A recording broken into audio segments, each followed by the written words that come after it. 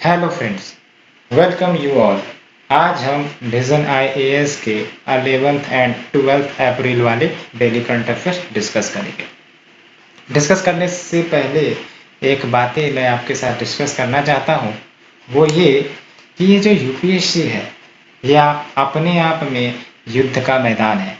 और ख़ास बात तो ये है कि इस युद्ध के मैदान में आपको रोज़ हमेशा अपने आप से ही लड़ना पड़ता है।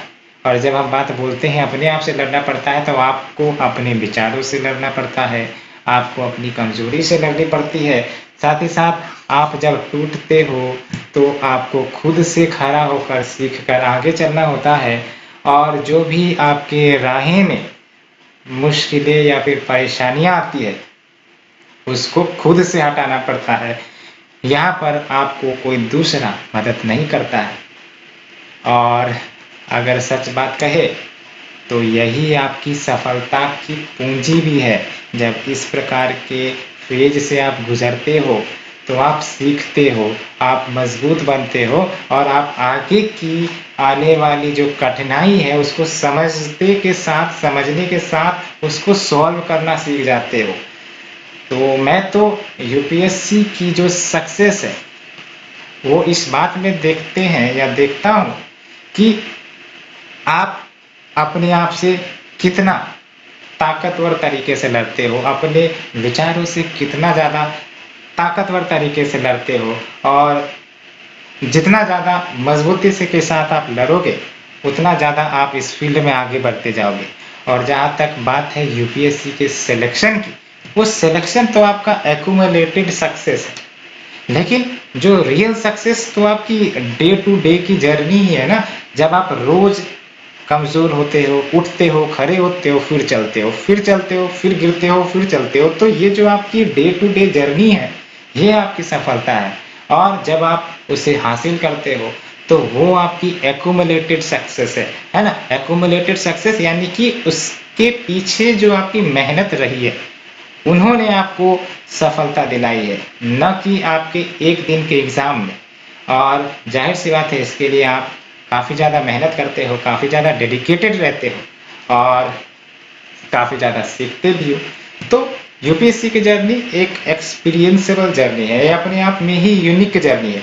और एक और बात आपको पता होनी चाहिए कि जब आप रोज़ अपने कदम आगे बढ़ाते हो तो अपने लिए आप हजारों लाखों अपॉर्चुनिटीज के द्वार खोल दे जाते हो। याद रखना है, रोज आपका एक कदम आपको आगे की ओर लेके जाता है। ये कभी मत सोचना कि मेरा जो कदम है वो हमें पीछे की ओर लेके जाएगा। जितना आगे आप कदम बढ़ाओगे, आपकी हजार लाख अपॉर्चुनिटीज आपके सामने खुलती जाएंगी, भले ही आपको पता ना चले।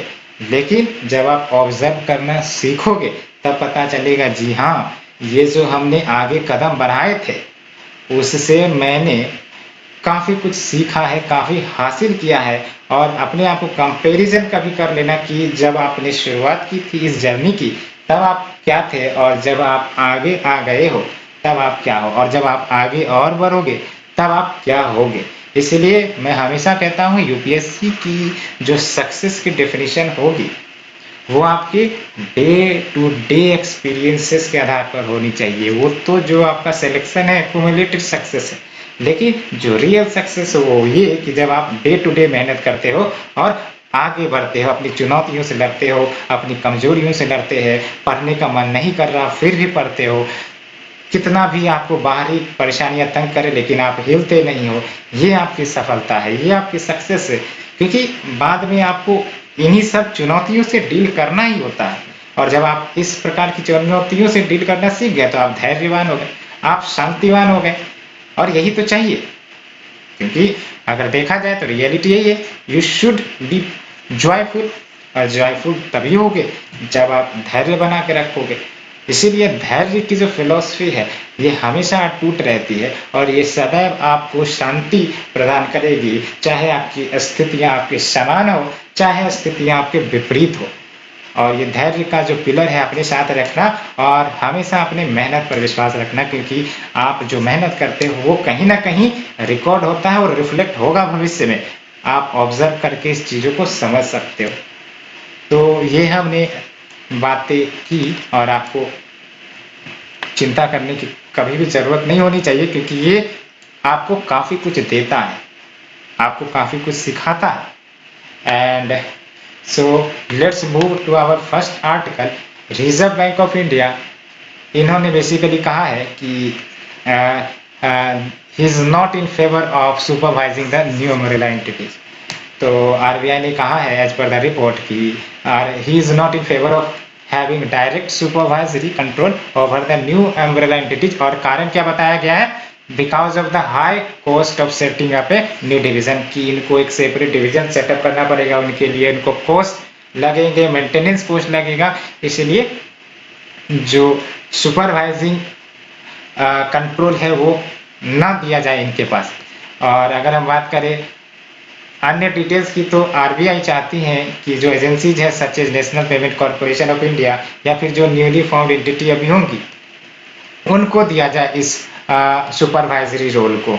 और अगर हम बात करें एनपीसीआई की, तो हमने डिस्कस भी किया था, ये अम्ब्रेला ऑर्गेनाइजेशन है and it works for operating retail payments and settlement system in India. तो आपका जो यूपीआई है या फिर गूगल पे है, ये सब आपका एनपीसीआई की जो सिस्टम है वो इसे ऑपरेट करती है। और एनपीसीआई की ही बात करें तो ये आपका इनिशिएटिव है RBI plus Indian bank association का under the provisions of payment and settlement system act 2007। और अगस्त 2020 में आरबीआई ने फ्रेमवर्क भी रिलीज किया था for authorisation of an umbrella entity for retail payments to prevent monopoly and concentration risk. यानी कि क्या बोला गया था अगस्त 2020 के फ्रेमवर्क में कि एनपीसीआई के ही तरह कुछ इस प्रकार की नई एंटिटी लाई जाए, सो दैट एनपीसीआई जो अभी मोनोपोली किए हुए है, क्योंकि इस प्रकार की एंटिटी और कोई है नहीं, तो सारा कंट्रोल इन्हीं के हाथ में है ना। तो इसीलिए इस प्रकार की स्थितियां से बचने के लिए एक नए अम्ब्रेला एंटिटी को क्रिएट करने की बात कही गई थी।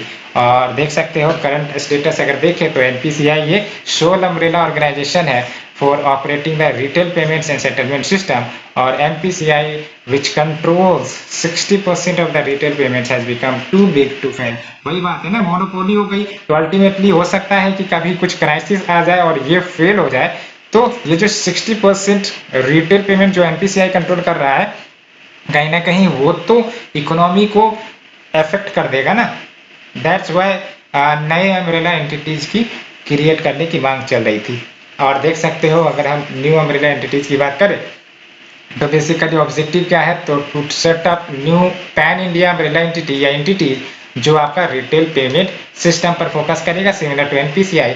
और जो एनयूई गठित किए जाएंगे will be authorised under payment and settlement system act 2007। और ये कंपनी होगी जिसको रजिस्टर करवानी होगी कंपनीज एक्ट 2013 के एक्ट से। और एलिजिबिलिटी की बात करें तो देख सकते हो entities eligible to apply shall be owned and control by resident of Indian citizen. तो इनमें साफ साफ कह दिया गया है कि जो एनयूई होगा वो ऑन्ड एंड कंट्रोल किए जाएंगे रेसिडेंट इंडियन सिटीजन के द्वारा। एंड जो अन्य एलिजिबिलिटी कंडीशन है देख सकते हो NUE shall have a minimum paid up capital of 5000, मतलब 500 करोड़।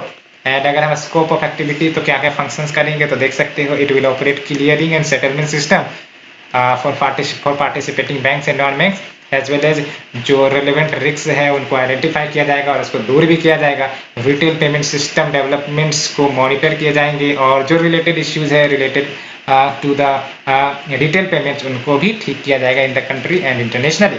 तो ये हमने न्यू अम्ब्रेला एंटिटीज की बात करी और फिलहाल तो अभी नहीं ही क्रिएट की गई है, लेकिन जल्द इसे क्रिएट करने की बात की जा रही है। और एनपीसीआई के बारे में आपको पता होना चाहिए, प्रीलिम्स में क्वेश्चंस पूछे जाएंगे एनपीसीआई के बारे में। तो एनपीसीआई और उनके जो सर्टेन जो प्रोग्राम्स चलते हैं जैसे आपका नेशनल फाइनेंशियल स्विच, ये भी एनपीसीआई का है, या फिर जो आपका आधार इनेबल पेमेंट सिस्टम है ये भी आपका एनपीसीआई का है, यूपीआई भीम है, पीएसएफ क्या है एनपीसीआई का है। तो ये सब आपको पता होने चाहिए कुछ। And let's move to the second article. It is about power exchange trading reforms propose किए गए हैं। तो मिनिस्ट्री ऑफ पावर ने प्रपोज किया है integrated day ahead market system को इन द पावर एक्सचेंजेज, जो बेसिकली जो ग्रीन और कन्वेंशनल एनर्जी है उसका मिक्स वर्जन जो है आपका क्रिएट किया जाएगा and better the price discovery हो सकेंगी, साथ ही साथ जो पेमेंट है उस जो पावर जनरेटर्स को दिए जाने हैं वो भी इम्प्रूव हो सकेगा, क्योंकि आपको भी पता है जो पावर जनरेटर्स है और जो डिस्ट्रीब्यूटर्स है दोनों के बीच में जो डिले होता है पेमेंट का, जिसके कारण और मल्टीपल परेशानियां आ जाती हैं। सो इस आपके ये जो आपके proposed integrated day ahead market system है, इससे ये परेशानियां दूर की जा सकेंगी। तो अगर हम बात करें डीएएम की यानी कि डे अहेड मार्केट की, तो ये आपका इलेक्ट्रिसिटी ट्रेडिंग मार्केट होगा for delivery on the next day and इससे जो ग्रीन इलेक्ट्रिसिटी परचेज है वो शॉर्ट स्पैन में किए जा सकेंगे, क्योंकि देख सकते हो delivery on the next day ही है, तो कह सकते हैं this will enable green electricity purchase in a short span. And अगर हम बात करें पावर एक्सचेंज की, तो ये एक प्लेटफॉर्म है जहां बायर्स, और बायर्स कौन होंगे, डिस्ट्रीब्यूशन कंपनीज हो सकते हैं, इंडस्ट्रियल एंड कमर्शियल कंज्यूमर्स हो सकते हैं, और जो दूसरा है आपका सेलर्स यानी कि जो जनरेटिंग स्टेशन है जो इलेक्ट्रिसिटी जनरेट करते हैं, वो सब एक प्लेटफॉर्म आते हैं और एक प्लेटफॉर्म पर आते हैं और ट्रांजेक्ट करते खरीदते हैं, है ना, एक खरीदेगा एक बेचेगा। और power trading market currently has two platform, तो आपका कौन है, पावर एक्सचेंज इंडिया यानी कि PXI है, और जो दूसरा है आपका इंडियन एनर्जी एक्सचेंज, और जो सेंट्रल इलेक्ट्रिसिटी रेगुलेटरी कमीशन है वो दोनों IEX को या फिर PXIL को रेगुलेट करता है। याद रखना यहाँ पर आपका सेबी रेगुलेट नहीं करता है ना, क्योंकि कंसेप्ट आपको सिमिलर टू जो आपका नेशनल स्टॉक एक्सचेंज है या बॉम्बे स्टॉक एक्सचेंज है उस टाइप का लग रहा है, लेकिन यहाँ पर रेगुलेटर सेबी नहीं है। कौन है, सेंट्रल इलेक्ट्रिसिटी रेगुलेटरी कमीशन। और लास्ट ईयर जो आपका ये रेगुलेटरी है यानी कि सेंट्रल इलेक्ट्रिसिटी रेगुलेटरी कमीशन, इन्होंने अप्रूव किया था द एप्लीकेशन ऑफ प्राण ऊर्जा सॉल्यूशन लिमिटेड, जो कि कंपनी है प्रमोटेड बाय BSE यानी Bombay stock exchange, PTC limited and ICCI की थर्ड पावर एक्सचेंज सेटअप किए जाए। एंड बेनिफिट क्या होंगे पावर एक्सचेंज के, तो यही है कि it will aid the discoms as well as generators with dedicated market based platform, और इस प्लेटफॉर्म पर वो अपने पावर रिक्वायरमेंट्स को मैनेज कर सकते हैं, अगर उनको ज़रूरत पड़ी एक्स्ट्रा पावर की तो खरीद सकते हैं, and they can adjust the requirements in a planned efficient and transparent manner. And buyers के लिए क्या बेनिफिट होंगे, तो देख सकते हो ability to manage portfolio with reduced cost, और सेलर्स के लिए आपका guaranteed secure and timely payment हो जाएगा, क्योंकि ट्रेड एक्सचेंज है तो जाहिर सी बात है आपको ऑन द स्पॉट पेमेंट करनी पड़ती है, तो जाहिर सी बात है सेलर्स के लिए guarantee secure and timely payment हो जाएंगी and rationally distributes transmission loss among the participant. तो ये देख सकते हो बेनिफिट क्या होगी कि जो ट्रांसमिशन लॉस है यानी कि एनर्जी को ट्रांसमिट करने में जो वायर के कारण हीट के कारण लॉस होती है, तो यहाँ पर आप देख सकते हो जो पार्टिसिपेंट रहेंगे ये लॉस उन सबों में डिस्ट्रीब्यूट होंगी। तो ये कुछ बेनिफिट्स हैं। और प्रीलिम्स के लिए आपको ये बातें याद रखना है कि ये जो आपका पावर एक्सचेंज इंडिया है या फिर इंडिया एक्सचेंज एनर्जी है, यहाँ पर होती क्या है, तो ये आपका यहाँ जो बायर्स हैं और सेलर्स हैं वो एक प्लेटफॉर्म पर आते हैं और ट्रांजेक्ट करते हैं, है ना। और दूसरा इंपॉर्टेंट बात ये याद रखना है कि सेंट्रल इलेक्ट्रिसिटी रेगुलेटरी कमीशन आपका रेगुलेट करता है, दोनों को सेबी नहीं करती है। एंड ये जो आपका DAM इनिशिएटिव है ये क्या है, तो ये आपका इलेक्ट्रिसिटी ट्रेडिंग मार्केट होगी, जहाँ पर जो डिलीवरी है इलेक्ट्रिसिटी के नेक्स्ट डे ही कर दी जाएंगी एंड इससे जो ग्रीन इलेक्ट्रिसिटी परचेज है वो शॉर्ट स्पैन ऑफ टाइम में किए जा सकेंगे। बस ये 3-4 बातें आपको प्रीलिम्स के लिए इंपॉर्टेंट है। Let's move to the next one. It is Iran describes Natanz atomic site blackout as nuclear terrorism. और अगर हम बात करें नाटांज साइट की, तो ये लोकेशन है and it is a central piece of Iran uranium enrichment programme, क्योंकि आपको पता है ईरान बार बार धमकी देते रहता है कि यूरेनियम इनरिचमेंट किए जाएंगे for making the nuclear weapons, क्योंकि जब भी यूरेनियम इनरिचमेंट की जाती है एक सर्टेन लेवल से ऊपर, तो मान के चलो वो न्यूक्लियर वेपन्स को डेवलप करने के लिए की जाती है। तो देख सकते हो Natanz site is the centre piece of Iran uranium enrichment programme, और फिलहाल ये जो आपका साइट है वो मॉनिटर किए जाते हैं इंटरनेशनल एटॉमिक एनर्जी एजेंसी के द्वारा। एंड ईरान ने ब्लेम किया है इसराइल को for the attack on its nuclear infrastructure to inject new uncertainty into the diplomatic effort जो शुरू हो गई थी to salvage the 2015 nuclear deal.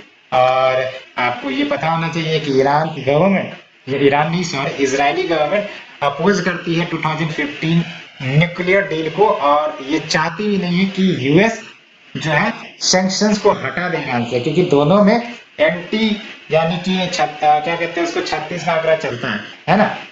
तो इजराइल नहीं चाहेगा कि यूएस जो है डील कर ले और सारे सैंक्शंस हटा दे, अदरवाइज इजराइल को नुकसान हो जाएगा। एंड तो यही बातें कही गई है, देख सकते हो। Does not want the US to lift sanctions on Iran without new deal that addresses its ballistic missiles and regional proxy forces that have fought Israel. And अगर हम बात करें एंटी की, यानी कि ये जो आपका न्यूक्लियर टेररिज्म है, क्योंकि इस प्रकार के क्वेश्चन मेन से में आ सकते हैं। तो जब हम बात करते हैं न्यूक्लियर टेररिज्म की, तो it can be defined as an act of violence and destruction जहां पर means applied are nuclear devices है ना। तो न्यूक्लियर टेररिज्म में जो आपका टूल है जो यूज किया जाएगा वो न्यूक्लियर डिवाइसेस होंगी। And it encompasses a spectrum of threat, जैसे डेटोनेशन हो सकती है न्यूक्लियर बॉम्ब की, an attack on a civil nuclear installation, या फिर डिस्पर्शन ऑफ रेडियोलॉजिकल मटेरियल्स, है ना। तो इन सब के कारण आपका न्यूक्लियर टेररिज्म जो है इनिशिएट हो सकता है। तो जो थ्रेट है न्यूक्लियर टेररिज्म का, देख सकते हो वो ये कि जो टेररिस्ट ग्रुप है वो ट्राई कर रही है कि न्यूक्लियर मटेरियल्स उन्हें प्राप्त हो जाए, primarily from the stock files of former Soviet union. और जो अलकायदा एजेंट्स है उन्होंने भी ट्राई किया था यूरेनियम खरीदने का, वेपन्स खरीदने का और कंप्लीट न्यूक्लियर वेपन्स खरीदने का। तो ये सब देख सकते हो न्यूक्लियर टेररिज्म के थ्रेट बढ़ते जा रहे हैं, ये सब आपको साबित कर रहे हैं। And increasing amounts of nuclear material outside IAEA safeguard, ये भी कहीं ना कहीं बढ़ते खतरे को रिप्रेजेंट कर रहा है। एंड अगर बात करें इनिशिएटिव जो लिए गए हैं टू कम्बैट न्यूक्लियर टेररिज्म, तो पहला है आपका global initiative to combat nuclear terrorism, और इसे 2006 में लॉन्च किया गया था and jointly by Russia and US to strengthen global capacity so that prevent किया जा सके, अर्ली डिटेक्ट किया जा सके, एज वेल एज रिस्पॉन्ड किया जा सके to the nuclear terrorism through multilateral activity. और इंडिया एक एक्टिव पार्टिसिपेंट रहा है at the GICNT events. And जो दूसरा है आपका, आपको ही पता है, treaty on non proliferation of nuclear weapon यानी कि NPT, और इसके तहत जो स्प्रीड है न्यूक्लियर वेपन्स का या फिर वेपन टेक्नोलॉजी का, उसको एक्सपेंड करने से प्रिवेंट किया जाता है to foster the peaceful usages and of nuclear energy and to further the goal of disarmament, है ना। तो एक तो आपका गोल ऑफ डिसआर्मामेंट पर फोकस करता है NPT, और दूसरा इंपॉर्टेंट बात ये याद रखना कि peaceful usages of nuclear energy की बात जरूर करता है। एंड जो तीसरा है आपका बायनियल न्यूक्लियर सिक्योरिटी इंडेक्स, जो आपका NTI के द्वारा रिलीज किया जाता है ना, न्यूक्लियर थ्रेट इनिशिएटिव के द्वारा रिलीज किया जाता है in partnership with economic intelligence unit. And इसके तहत डिफाइन किया जाता है, एसेस किए जाते हैं, इंप्रूव किए जाते हैं न्यूक्लियर मटेरियल्स एंड सिक्योरिटी को।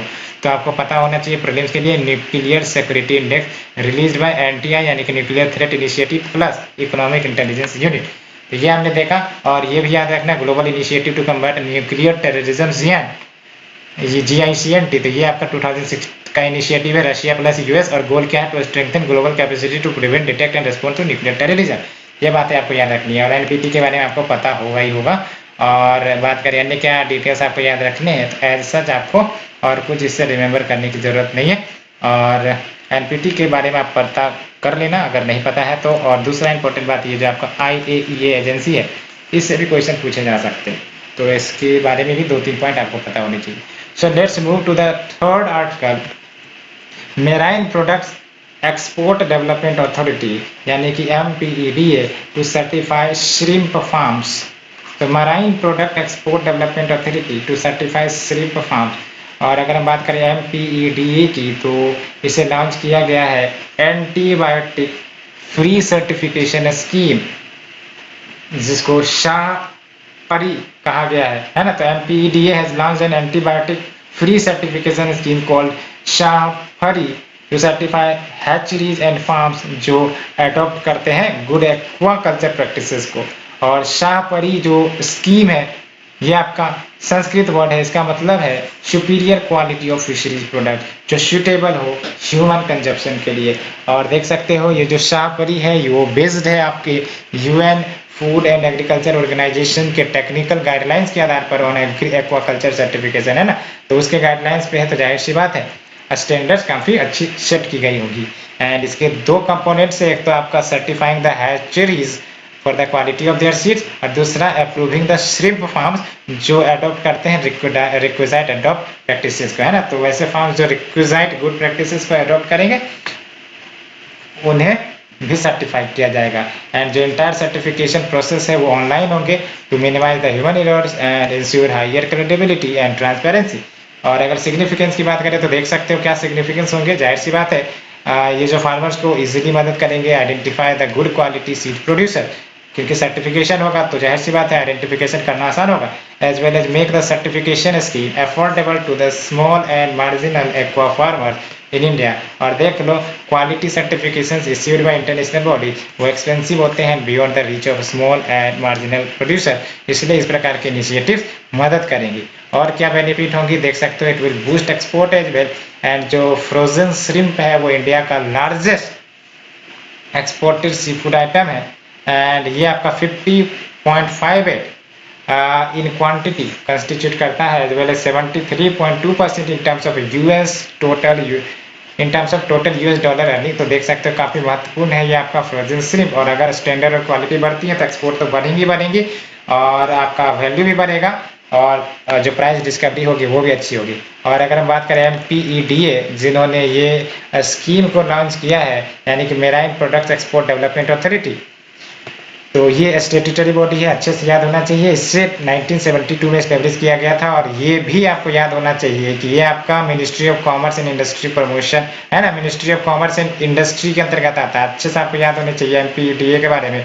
स्टेट्यूटरी बॉडी है 1972 और ministry of commerce and industry के अंतर्गत आती है। ऑब्जेक्टिव क्या है, for the promotion of export of marine products from India. और इसके लिए इन्होंने ये नया इनिशिएटिव शाहपरी लॉन्च किया है। ये सर्टिफिकेशन प्रोग्राम है बेसिकली। और ये बातें हो गई, काफ़ी इंपॉर्टेंट आर्टिकल है ये। और स्कीम्स के 2 कंपोनेंट आपको पता होने चाहिए। और ये आपका कौन सी ऑर्गेनाइजेशन लॉन्च की है, तो MPEDA के बारे में आपको पता होना चाहिए। और क्या बेनिफिट्स है ये आपको याद रखना है। देख सकते हो ये इंटायर सर्टिफिकेशन प्रोसेस ऑनलाइन होगा, ये आपको पता होना चाहिए, क्योंकि ऑफलाइन दे दिया तो आप कंफ्यूज हो जाओगे। सो ये आपको पता होना चाहिए। Let's move to the next one. It is NITI Aayog launched online dispute resolution handbook.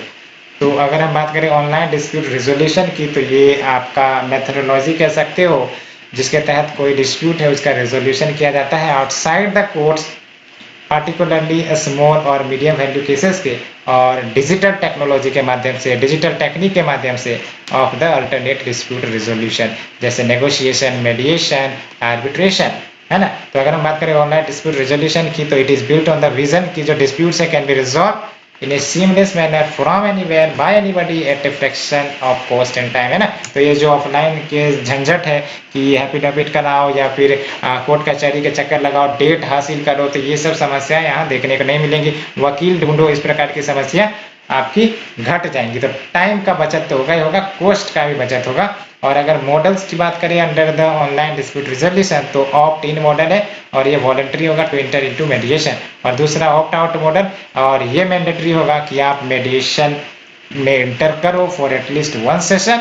And उसके बाद पार्टीज के पास लिबर्टी है कि आप जो है ऑप्ट आउट कर सकते हो अगर आपको लगता है कि फैसला पॉजिटिव नहीं है तो, है ना। तो ऑप्ट इन मॉडल जहाँ पर वॉलंटरी है कि आप मेडिएशन में इंटर करो या ना करो, लेकिन ऑप्ट आउट मॉडल में आपको एक बार तो आपको मैंडेटरी इंटर करना पड़ेगा मेडिएशन में 1 सेशन के लिए। उसके बाद आपके पास आज़ादी होगी कि आप आउट हो सकते हो इस मेडिएशन प्रोसेस से if they feel. And significance क्या होगा, तो देख सकते हो बाय 2025 वेल इम्प्लीमेंटेड और वाइडली एक्सेप्टेड ODR प्रोग्राम वो एक्सपेंड कर सकती है इंडियन इकोनॉमी को। कैसे, तो by up to 26 billion US dollar, यानी कि अप्रॉक्स 1,99,000 करोड़ ईच ईयर। तो कॉस्ट सेविंग्स भारत की तो होगी।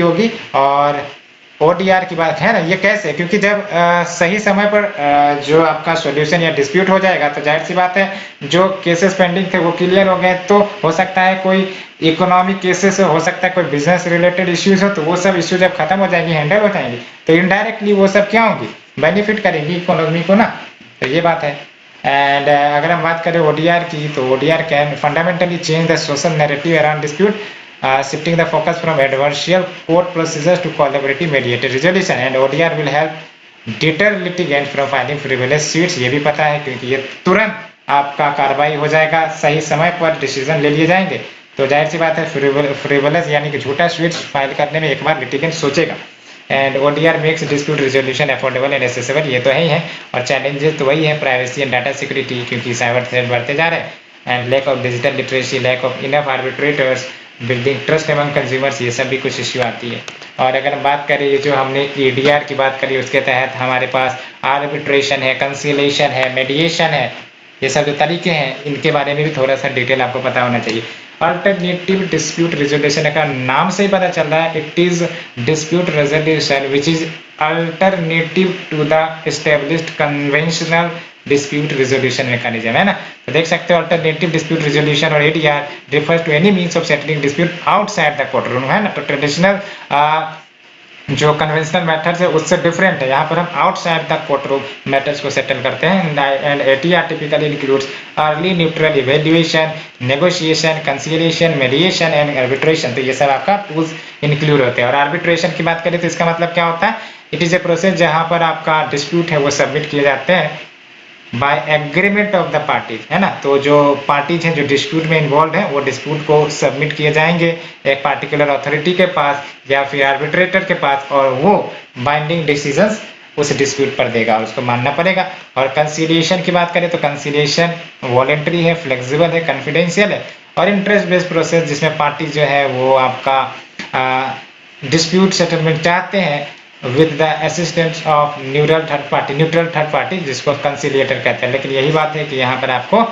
वॉलंटरी होता है ना, तो ये अगर कुछ बातें कहेंगी तो आप मान भी सकते हो, नहीं भी मान सकते। और व्हेन दे आर रेडी, जो डिस्प्यूटिंग पार्टी है will ask the conciliator to provide them with non binding settlement, कि भाई साहब कोई तरीका, कोई उपाय बताइए, और अगर वो उपाय बताते हैं, अगर आपको पसंद नहीं आती तो आप मना कर दोगे। मेडिएशन की बात करते हैं तो इसमें क्या होता है, जो न्यूट्रल इंटरमीडिएट है ना, जिसको मेडिएटर कहते हैं, वो पार्टीज को मदद करता है कि भाई साहब आप जो है या जो डिस्प्यूटेड पार्टीज है वो म्यूचुअली सेटिस्फैक्टरी सेटलमेंट पर पहुंचो। एंड जो सेटलमेंट है उसके बाद रिकॉर्ड किए जाते हैं, अगर कोई एग्रीमेंट हुई तो उसे रिकॉर्ड की जाएंगी in an enforceable contract. And as a matter of principle जो मीडिएटर है will refrain from making any non binding settlement proposal. So यहाँ आपका मीडिएशन में इंटरमीडिएटर ही होगा आपका मीडिएटर, है ना। और जो आपके एग्रीमेंट या कॉन्ट्रैक्ट होंगे वो बिटवीन द पार्टीज होंगे, अगर हो गई तो पार्टीज को निभाने ही पड़ेगा, जाहिर सी बात है। सो ये हमने कवर कर ली। और एज फॉर द प्रीलिम्स ये आपके लिए इम्पोर्टेंट नहीं है, मेंस के लिए काफ़ी महत्वपूर्ण है। और बात करते हैं शॉर्ट टर्म न्यूज की, तो जो आपके फर्स्ट है दीक्षा, और दीक्षा के बारे में आपने सुना भी होगा, digital infrastructure for knowledge sharing, है ना। तो रिसेंट स्टडी के अनुसार देखा गया है कि more than half of the NCERT text book वो आपके दीक्षा प्लेटफॉर्म पर जो अवेलेबल है वो एक्सेसिबल ही नहीं है विजुअली इम्पेयर्ड स्टूडेंट्स के लिए। यानी कि कह सकते हो कि भले ही पुस्तकें अवेलेबल की गई हैं, लेकिन ये कहीं ना कहीं जो विजुअली इम्पेयर्ड स्टूडेंट्स है उनके द्वारा एक्सेसिबल नहीं है, तो इसलिए ये न्यूज़ आई थी। और अगर हम बात करें दीक्षा पोर्टल की, तो ये आपका नेशनल प्लेटफॉर्म है, ये मिनिस्ट्री ऑफ एजुकेशन ने डेवलप किया था फॉर स्कूल एजुकेशन, जो अवेलेबल है for the use of all states and UTs of India. And इसका इस्तेमाल हो सकता है, आप भी करते होगे। एंड दीक्षा प्लेटफॉर्म ये डेवलप किए गए for school education foundational learning programmes as well as to support inclusive learning, क्योंकि यहाँ अगर आप इस प्लेटफॉर्म पे जाते हो तो आपको टेक्स्ट बुक मिल जाएंगे, आपको वीडियोज मिल जाएंगे, जो भी क्लास की आपको स्टडी करनी है for undeserved and differentially able communities of the learners and teachers, or Diksha offer textbook for students of different modes and language and training modules for teachers as well। और जो second news है आपका dolphins के बारे में आई है, और वो ये कि आप खास बात आपको ये याद रखनी है, यहाँ से क्वेश्चन बन सकते हैं। जो पॉपुलेशन है डॉल्फिन की चिलिका लेक में, चिलिका लेक कहाँ है, ओडिशा में, and along the Odisha coast ये डबल हुई है दिस ईयर, याद रखना है, ये अच्छे से याद रखना है। पॉपुलेशन कम नहीं हुई, पॉपुलेशन डबल हुई this year. And Irrawaddy bottlenose and humpback dolphin ये आपको यहाँ ओडिशा के रीजन में मिल जाएंगे, ये याद रखना है। Irrawaddy bottlenose and humpback dolphin ये वेराइटीज है डॉल्फिन की, ये आपको यहाँ मिल जाएंगी। और चिलिका की बात करें तो भारत की लार्जेस्ट ब्रैकिश वाटर लेक है, ये भी आपको अच्छे से याद होनी चाहिए कि Chilika is the India's largest brackish water lake. और मेराइन डॉल्फिन की बात करें तो इसका मतलब जो सीज कोस्ट के किनारे रहती है वो मेराइन डॉल्फिन है ना, और ये आपको ऑल ओवर द वर्ल्ड मिल जाती है इन द डिफरेंट इन्वायरमेंट। लेकिन अगर इंडिया की बात करें तो यहाँ आपको गैंजेटिक डॉल्फिन मिलेंगी, जो अभी फिलहाल इंडेंजर्ड कैटेगरी में है IUCN के रेड लिस्ट में, है ना, one of the 5 riverine dolphins in the world. तो अगर डॉल्फिन की बात करें तो ये रिवरिन हो सकती है, मेराइन हो सकती है। तो मेराइन तो आपको हर जगह मिल जाती है, ओशियंस में, सीज में। और जो इंडिया है वो आपका गंजेटिक डॉल्फिन का होम है और ये इंडेंजर कैटेगरी में है। It is one of the 5 riverine dolphin species in the world. तो अगर ऑल फ्रेश 5 डॉल्फिन्स की देखें, फ्रेश वाटर डॉल्फिन्स के 5 स्पीसीज, तो गंगा डॉल्फिन है, अमेजन है जो आपका ब्राज़ील का जो अमेजन रिवर वहाँ मिल जाता है, इंडस जो आपका इंडस रिवर है वहाँ मिलते हैं, इरेबडे जो आपका म्यांमार में रिवर फ्लो करते हैं, वी हैव द तुकुजी, है ना। और ये कहाँ मिलती है ये आप हमें बताइए। Are threatened with the extinction. And remdesivir के बारे में न्यूज़ आई है और वो इसलिए क्योंकि अभी जो कोविड-19 के केसेस सर्ज हुए हैं एक बैग, जो डायरेक्टोरेट ऑफ फॉरेन ट्रेड जो ministry of commerce and industry के अंतर्गत बैठती है, और आपको पता होना चाहिए ministry of commerce and industry के तहत ही आपका directorate of foreign trade sit down करता है, और इन्होंने ही इश्यू किया है to prohibit export of remdesivir and active pharmaceutical ingredient जिनको एपीआई कहते हैं required in it production until further notice.